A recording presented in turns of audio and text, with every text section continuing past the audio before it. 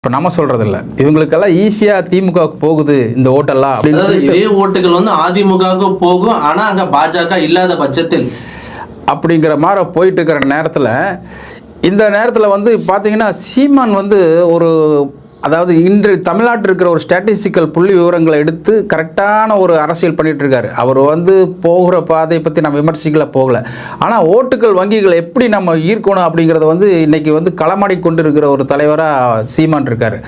அதே சமயத்தில் மறுபக்கம் பார்த்தீங்கன்னா அதே களமாடுறதுல வந்து அண்ணாமலை கொஞ்சம் கூட சலிக்காம ஆடிட்டு இருக்காரு. இவருக்கு ஈக்குவலாக அவர் என்ன செய்கிறாரோ அதை வந்து கிட்டத்தட்ட சென்ற தேர்தலே 18% வாக்குகள் வந்து கூட்டணி கட்சி சார்பாக பிஜேபி எடுத்தாங்க. இது மிகப்பெரிய ஒரு விஷயமாக தான் நான் பார்க்குறேன்.